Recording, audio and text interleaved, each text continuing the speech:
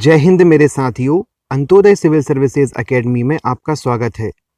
यहाँ पर हम पेपर 3 के लिए तकनीकी विषय का सिलेबस के अनुसार बिंदुबद्ध रूप से अध्ययन कर रहे हैं। पिछले टॉपिकों पर हमने पुरानी वीडियो बनाई हुई हैं, आप उनको देख सकते हैं। आज हम प्रारंभ करने जा रहे हैं हमारे एक बहुत ही महत्वपूर्ण टॉपिक को, जिसका नाम है इसरो के सहयोगी संस्थान। इसके अंतर्गत हम बहुत सारे अनुसंधान संस्थानों को पढ़ेंगे जो कि इसरो की सहायता करते हैं, जैसे सतीश धवन अंतरिक्ष केंद्र, विक्रम साराभाई स्पेस सेंटर जैसे बहुत सारे सहयोगी संस्थान हैं। इनको हम क्रमवार रूप से अध्ययन करेंगे। आइए हम देख लेते हैं यह टॉपिक हमारे सिलेबस में कहाँ पर लाइज करता है। यह टॉपिक मध्य प्रदेश लोक सेवा आयोग के सिलेबस में यूनिट 7 के अंतर्गत रखा गया है, जिसमें कि बहुत सारे संस्थानों के नाम दिए गए हैं। इनमें इसरो, जिसे कि हम पहले पढ़ चुके हैं, पुरानी वीडियो में जाकर आप इसे देख सकते हैं, बहुत डिटेल में पढ़ाया गया है। अन्य RRCAT, DRDO, SDSC, BARC, SAC जैसे बहुत सारे संस्थान हैं। इसी टॉपिक के अंतर्गत हम आज इसरो के प्रमुख सहयोगी संगठनों को पढ़ रहे हैं। ये जो टॉपिक दिए गए हैं, इनमें बहुत सारे टॉपिक, लगभग 90% ऐसे टॉपिक हैं जो कि इसरो के सहयोगी संस्थान हैं। इसीलिए हमने इस टॉपिक को 2 भागों में बांट दिया गया है। एक इसरो के सहयोगी संस्थान और बाकी जो बचेंगी उनको हम अगली वीडियो के अंतर्गत पढ़ेंगे। तो चलिए शुरू करते हैं सतीश धवन अंतरिक्ष केंद्र से, यानी SDSC के साथ। तो सतीश धवन अंतरिक्ष केंद्र 2 लॉन्च पैडों से युक्त इसरो का मुख्य प्रक्षेपण केंद्र है। यहाँ पर 2 लॉन्च पैडों से मतलब है, यहाँ पर उपग्रहों को प्रक्षेपित करने के लिए 2 लॉन्च पैड अभी उपस्थित हैं। इसकी स्थापना 1971 में की गई थी, जिसे कि 2002 में इसरो के पूर्व प्रबंधक और वैज्ञानिक सतीश धवन जी के मरणोपरांत के सम्मान में इसका नाम बदलकर सतीश धवन अंतरिक्ष केंद्र रख दिया गया था। सतीश धवन अंतरिक्ष केंद्र श्रीहरिकोटा, नेल्लोर जिले, आंध्र प्रदेश में स्थित है। इसे श्रीहरिकोटा रेंज के नाम से भी जाना जाता है। आइए हम देख लेते हैं कि सतीश धवन अंतरिक्ष केंद्र में कौन कौन से क्रियाकलाप किए जाते हैं। आगे बढ़ने से पहले हम आपको बता दें, इस टॉपिक के अंतर जितने भी हम सहयोगी संस्थान हैं इसरो के, उनको पढ़ने जा रहे हैं। यदि 3 मार्कर में यदि क्वेश्चन पूछा जाता है तो आप उनके अंतर्गत निम्न बिंदुओं पर चर्चा करेंगे, जिनमें सबसे पहला है कि वह क्या है, उसका एक संक्षिप्त परिचय। नंबर 2 उसकी स्थापना कब हुई थी, यदि सन याद रहे तो। नंबर 3 है उसका उद्देश्य क्या है। नंबर 4 है वह क्या कार्य करता है। नंबर 5 है वह किसके अंतर्गत कार्य करता है, जैसे इसरो के ऊपर अंतरिक्ष विभाग सीधा PMO को रिपोर्ट करता है। अगला है कि इस अनुसंधान संस्थान की क्या क्या उपलब्धियां हैं, या इसके द्वारा उत्पाद जो तैयार किए गए हैं उनमें जिसके आपको नाम हो वो आप लिख सकते हैं। इन पॉइंट्स को आप यदि याद रख सकें तो बेहतर होगा। तो चलिए आगे हम पढ़ रहे थे सतीश धवन अंतरिक्ष केंद्र के क्रियाकलापों के बारे में। तो देखते हैं कि सतीश धवन अंतरिक्ष केंद्र निम्न पृथ्वी कक्षा एवं ध्रुवीय कक्षा के साथ भू स्थिर कक्षा में उपग्रहों को स्थानांतरण करता है। अगला है प्रक्षेपण परिसर में वाहन समुच्चय, ईंधन भरने, परीक्षण तथा प्रक्षेपण के लिए सभी सुविधाएं उपलब्ध कराता है। अर्थात यहाँ पर ईंधन भरने से लेकर परीक्षण तक की सभी क्रियाएं संपन्न की जाती हैं। अगला क्रियाकलाप देखते हैं, यह पृथ्वी के वायुमंडल का अध्ययन करने के लिए निर्मित परिज्ञापी रॉकेट को प्रक्षेपित करने की सुविधा भी उपलब्ध कराता है। ठीक है, आगे चलते हैं, देखते हैं कि सतीश धवन अंतरिक्ष केंद्र की उपलब्धियां क्या क्या रही हैं। तो उपलब्धियों में अगर हम बात करें तो प्रज्ञापी रॉकेटों का प्रक्षेपण, ASLV-3, SLV और PSLV के साथ GSLV परिसर का संवर्धन भी सतीश धवन अंतरिक्ष केंद्र में किया गया है। यदि अभियानों की बात करें कि सतीश धवन से कौन कौन से प्रमुख छोड़े गए हैं, बाकी छोड़े तो बहुत सारे गए हैं, लेकिन बहुत ज़्यादा प्रमुख कौन कौन से रहे हैं, तो इनमें है चंद्रयान प्रथम, चंद्रयान द्वितीय, मंगलयान मिशन। इन अभियानों के बारे में हम पहली वीडियो बना चुके हैं, आप वहाँ पर जाकर उन्हें देख सकते हैं। चलिए आगे चलते हैं, आगे देखते हैं हम विक्रम साराभाई अंतरिक्ष केंद्र यानी VSSC के बारे में। तो चलिए देखते हैं विक्रम साराभाई अंतरिक्ष केंद्र क्या है। तो यह इसरो का सबसे बड़ा एवं सबसे ज़्यादा महत्वपूर्ण अनुसंधान केंद्र है। विक्रम साराभाई अंतरिक्ष केंद्र की स्थापना 1963 में की गई थी। यह केरल के तिरुवनंतपुरम में स्थापित है। विक्रम साराभाई अंतरिक्ष केंद्र के अंतर्गत रॉकेट प्रक्षेपण यान एवं आर्टिफिशियल उपग्रहों का निर्माण किया जाता है और उनसे संबंधित जो तकनीकियां हैं उनका विकास भी किया जाता है। इस केंद्र की शुरुआत थुम्बा भूमध्य रेखीय रॉकेट प्रक्षेपण केंद्र के तौर पर की गई थी। बाद में इसका नाम विक्रम साराभाई अंतरिक्ष केंद्र कर दिया गया है, जो कि विक्रम साराभाई के सम्मान के दर्शाता है। आइए देखते हैं कि विक्रम साराभाई केंद्र के अंतर्गत कौन कौन से क्रियाकलाप किए जाते हैं। तो हम देखते हैं कि यहाँ पर साउंडिंग रॉकेट्स यानी परिज्ञापी रॉकेट के डिजाइन तथा विकास किया जाता है। साथ ही ठोस प्रणोदक तकनीकी, वायुगतिकी, विमान संरचना यानी एरो स्ट्रक्चर जैसे बहुत सारी तकनीकों के बारे में रिसर्च किया जाता है। विक्रम साराभाई केंद्र के अंतर्गत अंतरिक्ष प्रौद्योगिकी प्रयोगशाला में वायुमंडलीय विज्ञान और अंतरिक्ष विज्ञान में शोध किया जाता है। केरल के अलुवा में एक अमोनियम परक्लोरेट प्रायोगिक संयंत्र स्थापित है, जो कि विक्रम साराभाई अंतरिक्ष केंद्र का ही एक अंग है। यदि हम बात करें कि विक्रम साराभाई अंतरिक्ष केंद्र में कौन कौन से क्रियाकलापों को संपन्न किया जाता है, तो हम देखते हैं कि यहाँ पर PSLV, GSLV, रोहिणी, परिज्ञापी रॉकेट, अंतरिक्ष कैप्सूल, RLV आदि के डिज़ाइन तैयार किए जाते हैं और उनसे संबंधित अनुसंधान कार्य किए जाते हैं। चलिए आगे बढ़ते हैं और हम देखते हैं सुदूर संवेदन केंद्र क्या है, इसके बारे में चर्चा करते हैं। तो चलिए देखते हैं कि सुदूर संवेदन केंद्र, जो कि हैदराबाद के तेलंगाना में स्थित है, इसको 2008 में इसरो के एक केंद्र के रूप में दर्जा दिया गया था। पहले यह अंतरिक्ष विभाग के अंतर्गत एक स्वायत्त संस्थान हुआ करता था। हम देखते हैं राष्ट्रीय सुदूर संवेदन केंद्र के कार्यों के बारे में। तो यह केंद्र सुदूर संवेदन उपग्रहों से जो आंकड़े प्राप्त होते हैं उनका संधारण करता है और उनका वितरण करता है। यह उन आंकड़ों का प्रयोग आपदा के प्रबंधन में सहायता के लिए प्रयोग करता है। यहाँ उपग्रह द्वारा लिए गए चित्रों को उपयोगकर्ताओं एवं जन सामान्य तक पहुंचाने का कार्य किया जाता है। अर्थात राष्ट्रीय सुदूर संवेदन केंद्र जनता एवं सुदूर संवेदन उपग्रह जो प्रणाली उसके बीच में एक कड़ी का कार्य करता है, जो कि इन दोनों को आपस में जोड़ता है और हमें सूचना प्रदान कराता है। चलिए देखते हैं कि सुदूर संवेदन संस्थान या सुदूर संवेदन केंद्र भारतीय सुदूर संवेदन उपग्रहों के अलावा कुछ अन्य उपग्रह भी हैं, उनके आंकड़े भी अर्जित करता है। इसके लिए इन्होंने एक अलग निकाय की स्थापना की हुई है, जिसका नाम आंकड़ा अभिग्रह केंद्र है, जो कि हैदराबाद के निकट स्थित है। अगर वर्तमान में देखें कि सुदूर संवेदन केंद्र किन किन सुदूर संवेदी उपग्रहों के आंकड़ों को संधारित कर रहा है, तो उनमें बात करते हैं तो Cartosat 1, Cartosat 2, 2A, Resourcesat, Oceansat जैसे बहुत सारे दूर संवेदी उपग्रह हैं जिनके आंकड़ों का उपयोग इसके द्वारा किया जा रहा है। चलिए अब देखते हैं अंतरिक्ष उपयोग केंद्र, जिसकी शॉर्ट फॉर्म है सैक, SAC, सैक। देखते हैं यह क्या कार्य करता है। तो अंतरिक्ष उपयोग केंद्र यानी सैक अहमदाबाद में स्थित है। यह तो केंद्रों में से एक है। देखिए यह पॉइंट आपको सभी में डालना है कि यह अंतरिक्ष विभाग के अंतर्गत कार्य करने वाला इसरो का एक प्रमुख केंद्र है। अगर कोई भी पॉइंट याद नहीं आए तो ये जरूर डाल कर आना है। चलिए देखते हैं। तो अंतरिक्ष उपयोग केंद्र पेलोड्स के अभिकल्पन व विकास के लिए, सामाजिक अनुप्रयोग के लिए, क्षमता निर्माण व अंतरिक्ष विज्ञान से जुड़े विविध विषयों पर काम करता है। यह एक ऐसा केंद्र है जहां पर प्रौद्योगिकी, विज्ञान और अनुप्रयोग में तालमेल स्थापित किया जाता है, अर्थात यह एक समन्वयक संस्थान है। यह केंद्र संचार, दिशा निर्देशन यानी नेविगेशन, पृथ्वी व ग्रहों के अवलोकन आदि में, जैसे मौसम विज्ञान आदि में भी आंकड़ों का संधारण करता है। अंतरिक्ष उपयोग केंद्र के अंतर्गत मौसम व पर्यावरण के अध्ययन, आपदा मॉनिटरिंग आदि के क्षेत्र में भी राष्ट्रीय स्तर पर बहुत सारे कार्यक्रमों को संचालित किया जाता है। सैक के द्वारा अहमदाबाद व दिल्ली के भू केंद्रों का परिचालन व रखरखाव भी किया जाता है।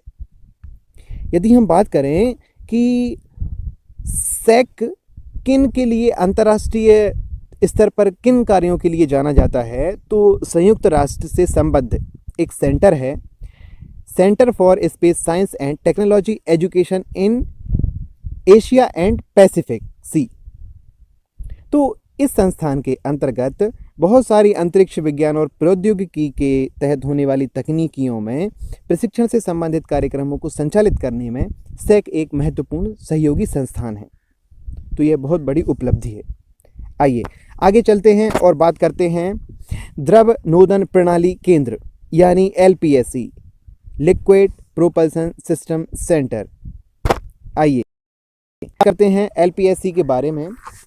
तो यह भारतीय अंतरिक्ष अनुसंधान संगठन यानी इसरो का एक बहुत ही महत्वपूर्ण केंद्र है, जो कि मुख्यतः 3 स्थानों पर संचालित होता है और वहां से विभिन्न विभिन्न कार्यों को संचालित करता है और दिशा निर्देशन प्रदान करता है। तो चलिए देखते हैं। पहला है तिरुवनंतपुरम के वलियामला में, और दूसरा है तिरुनेलवेली के महेंद्रगिरी पहाड़ियों में, और तीसरा है बेंगलुरु में स्थित है। इन केंद्रों में यदि मोटे तौर पर बात करें कि क्या किया जाता है, तो द्रव क्रायोजेनिक रॉकेट ईंधनों पर कार्य किया जाता है। चलिए अब हम देखते हैं कि इन केंद्रों में मुख्यतः कौन कौन से कार्य किए जाते हैं। तो एक एक करके समझते हैं। पहले देखते हैं, जिस द्रव नोदन प्रणाली का मुख्यालय बलियामला में है, उसमें क्या कार्य किए जाते हैं। तो इस केंद्र पर पृथ्वी व क्रायोजेनिक नोदन पर अनुसंधान एवं विकास कार्य किए जाते हैं। यह केंद्र जो रॉकेट्स होते हैं उनके लिए इंजन और दहन चरणों के साथ नियंत्रण प्रणाली व घटकों के लिए व्यवस्था करता है, अर्थात यही तैयारी करवाता है कि इंजन कौन सा लगाया जाए, इसमें जो फ्यूल सिस्टम है वो कैसा इस्टेब्लिश किया जाए। यह सब LPSC का ही कार्य है। आइए देखते हैं अगला मुख्यालय जो कि बेंगलोर में है, वह क्या कार्य करता है।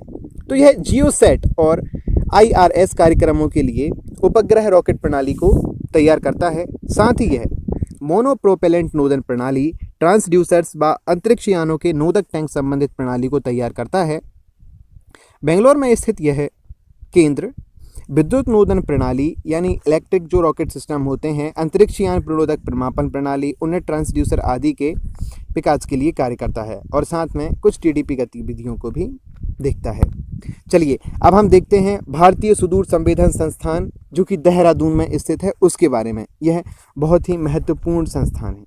चलिए देखते हैं कि यह कब स्थापित किया गया था। तो सुदूर संवेदन संस्थान को भारतीय सर्वेक्षण विभाग के अंतर्गत 1966 में स्थापित किया गया था। यह भारत सरकार की नेशनल रिमोट सेंसिंग एजेंसी के नाम से स्थापित हुआ था। इसे 2006 में भारत सरकार ने सुदूर संवेदन केंद्र के रूप में नामकरण कर दिया गया। भारतीय सुदूर संवेदन संस्थान सीधा भारत सरकार के अंतर्गत कार्य करता है, जिसे प्रशासनिक रूप से अंतरिक्ष विभाग द्वारा देखा जाता है, और राष्ट्रीय सुदूर संवेदन केंद्र के अंतर्गत यह एक प्रमुख प्रशिक्षण एवं शिक्षण संस्थान के रूप में वर्तमान में कार्यरत है। चलिए देखते हैं कि सुदूर संवेदन संस्थान के द्वारा क्या क्या कार्य किए जाते हैं, तो समझते हैं एक एक करके। प्रयोक्ता समुदाय के बीच प्रौद्योगिकी अंतरण द्वारा क्षमता निर्माण भारतीय सुदूर संवेदन के द्वारा संस्थान के द्वारा की जाती है। अर्थात प्रयोक्ता समुदाय, जो समुदाय इन प्रौद्योगिकियों को उपयोग करने वाला है, उनको तकनीकी रूप से प्रशिक्षित करके क्षमता का निर्माण इसके द्वारा कराया जाता है। नंबर दूसरा है प्राकृतिक संसाधन प्रबंधन हेतु सुदूर संवेदन एवं भू प्राकृतिक तथा सुदूर संवेदन के अनुप्रयोगों में स्नातकोत्तर स्तर का शिक्षण प्रदान करना। इसका अर्थ यह है कि यह विभिन्न स्टूडेंट्स को PG डिप्लोमा प्रदान करता है, जिसके लिए बहुत सारे सब्जेक्ट हो सकते हैं, जैसे सुदूर संवेदन, भू प्राकृतिक रूप के हेतु सुदूर संवेदन आदि आदि। सुदूर संवेदन एवं भू प्राकृतिक रूप में किए गए अनुसंधानों का प्रचार प्रसार भी इसी संस्थान के द्वारा किया जाता है। इस संस्थान के द्वारा प्राकृतिक संसाधन प्रबंधन, सुदूर संवेदन, GIS तथा GPS प्रौद्योगिकी में अधिमूल्य सेवाएं उपलब्ध कराई जाती हैं। अर्थात यही संस्थान है जो कि GPS, GIS जैसी सेवाएं उपलब्ध कराने हेतु कार्यरत है। आइए आगे देखते हैं कि राष्ट्रीय वायुमंडलीय अनुसंधान प्रयोगशाला यानी NARL क्या है। 3 मार्कर में आ सकता है, इतना महत्वपूर्ण नहीं है, लेकिन फिर भी पढ़ना जरूरी है। आइए देखते हैं कि राष्ट्रीय वायुमंडलीय अनुसंधान प्रयोगशाला अंतरिक्ष विभाग के अंतर्गत कार्य करने वाली एक संस्थान है, जो कि इसरो का एक प्रमुख केंद्र है। यह तिरुपति आंध्र प्रदेश में अवस्थित है। इसके द्वारा वायुमंडलीय अनुसंधान व वायुमंडलीय अन्वेषण के लिए स्वदेशी प्रौद्योगिकियों का विकास किया जाता है। यह मौसम तथा जलवायु के अध्ययन को जारी रखने के लिए एक महत्वपूर्ण अग्रणी संस्थान है। राष्ट्रीय वायुमंडलीय अनुसंधान प्रयोगशाला अत्याधुनिक MST radar, rally lidar, boundary layer lidar, sodium lidar जैसे बहुत सारे उपकरणों की सहायता से मौसम केंद्र का नियमित प्रचालन करती है। आइए आगे देखते हैं भारतीय अंतरिक्ष विज्ञान एवं प्रौद्योगिकी संस्थान, विद्या संधि प्रवचनम संधानम, यह इसका ध्येय वाक्य है। देखते हैं कि भारतीय अंतरिक्ष एवं प्रौद्योगिकी संस्थान तिरुवनंतपुरम में 2007 में स्थापित किया गया था। यह विश्वविद्यालय अनुदान आयोग यानी UGC की धारा 3 के अंतर्गत एक मान्यता प्राप्त विश्वविद्यालय है, जिसके अंतर्गत विभिन्न पाठ्यक्रम उपलब्ध कराए जाते हैं, जिनमें अगर हम बात करें तो कौन कौन से हैं। उड्डयानिकी यानी कि एवियोनिक्स, वातांतरिक्ष, अभियांत्रिकी यानी इंजीनियरिंग एवं भौतिक विज्ञान में स्नातक एवं अंतरिक्ष विज्ञान प्रौद्योगिकी आदि में। इस संस्थान के द्वारा PhD के कोर्स भी इन्हीं विषयों में कराए जाते हैं। एक बहुत ही महत्वपूर्ण तथ्य भारतीय अंतरिक्ष एवं प्रौद्योगिकी संस्थान के बारे में है कि यह एक ऐसा संस्थान है जो कि भारत एवं एशिया का प्रथम अंतरिक्ष विश्वविद्यालय है। इससे पहले कोई सा भी अंतरिक्ष विश्वविद्यालय एशिया में स्थापित नहीं हुआ था। चलिए आगे बढ़ते हैं और देखते हैं भारतीय गहन अंतरिक्ष नेटवर्क। बहुत ही महत्वपूर्ण टॉपिक ये हो सकता है, इसके बारे में पूछने की ज़्यादा संभावनाएं हैं, क्योंकि अभी चंद्रयान 2 को लॉन्च किया गया था, जो कि विफल हो गया था। विफल वो इसलिए हो गया था क्योंकि IDSN से उसका संपर्क टूट गया था, इसीलिए यह टॉपिक चर्चा में रहा है और ये इसके आने की संभावनाएं हैं। तो चलिए देखते हैं IDSN यानी इंडियन डीप स्पेस नेटवर्क को। IDSN एक कम्युनिकेशन टेक्नोलॉजी है जो कि सैटेलाइटों से संपर्क साधने हेतु प्रयुक्त की जाती है।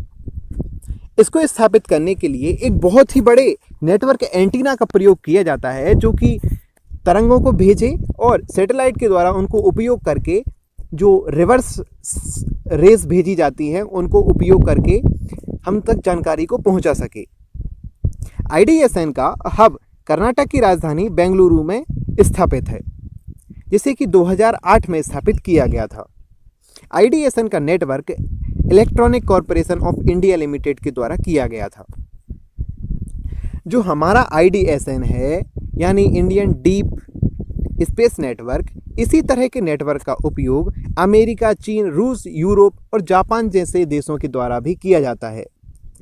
उन्हीं की तर्ज पर हमारा भी IDSN तैयार किया गया है। चलिए आगे बढ़ते हैं और देखते हैं अंतरिक्ष आंकड़ा केंद्र यानी Indian space science data centre ISSDC के बारे में।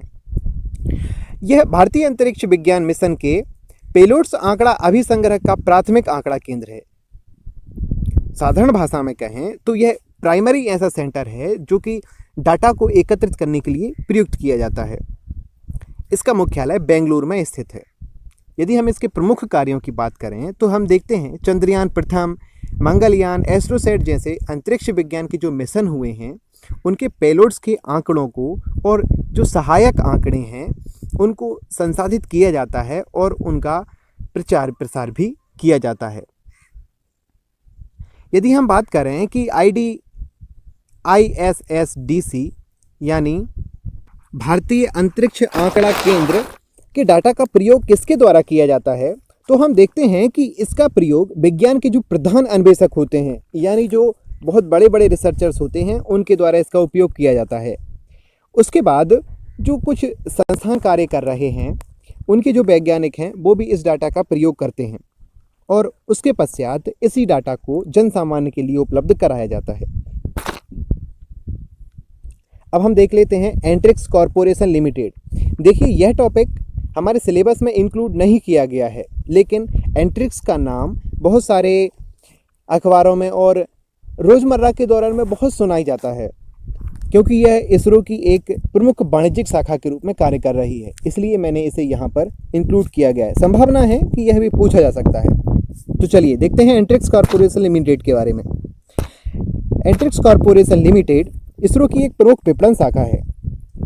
यह भारत सरकार की एक पूर्ण स्वामित्व वाली कंपनी है। भारत सरकार की कंपनी है जिसका प्रशासनिक नियंत्रण अंतरिक्ष विभाग के द्वारा ही किया जाता है। एंट्रिक्स कॉर्पोरेशन लिमिटेड की स्थापना 1992 में की गई थी, जिसके उद्देश्यों की अगर हम चर्चा करें तो यह अंतरिक्ष उत्पादों, तकनीकी परामर्श सेवाओं और इसरो द्वारा विकसित विभिन्न प्रौद्योगिकियों का हस्तांतरण करता है और वाणिज्यिक तौर पर उसका प्रचार प्रसार करता है। सीधी भाषा में अगर बात करें तो यह इसरो की तकनीकी को बेचने के लिए कार्य की जाती है। जो प्रॉफिट कमाना होता है वो एंट्रिक्स कॉर्पोरेशन लिमिटेड के द्वारा ही इसरो को प्राप्त होता है और भारत सरकार को प्राप्त होता है। अगला उद्देश्य है भारत में अंतरिक्ष संबंधी औद्योगिक क्षमताओं के विकास को आगे बढ़ाना, अर्थात इसके द्वारा जो मुनाफा अर्जित किया जाता है उनका निवेश करके हमारी क्षमताओं को बढ़ाने में किया जाता है। सन 2018 में 950 करोड़ रुपए का लघु व्यापार करने के बाद एंट्रिक्स कॉर्पोरेशन को भारत सरकार ने लघु रत्न कंपनी का दर्जा दे दिया है, अर्थात वर्तमान में यह एक लघु रत्न कंपनी है। यहाँ तक हमने पढ़ा। ये हमने हमारे टॉपिक में जितने भी टॉपिक्स दिए गए हैं जो कि इसरो के संस्थान के रूप में कार्य कर रहे थे उनको हमने देख लिया है। आगे आने वाली वीडियो में हम जो टॉपिक्स रह गए हैं जिनमें ये 4 हैं, अन्य को हमने पूरी तरह पढ़ लिया है। इन टॉपिकों को हम अगली वीडियो में देखेंगे। तो ये टॉपिक्स हैं DRDO, बार्क, TIFR यानी Tata Institute of Fundamental Research और RRCAT यानी Raja Ramanna Centre for Advance Technology. इसका मुख्यालय इंदौर में है। इन टॉपिक्स को हम आगे आने वाली वीडियो में देखेंगे। आइए, हमने आपके लिए जो टॉपिक हमने अभी पढ़ा है उससे संबंधित अभ्यास प्रश्न दिए हैं।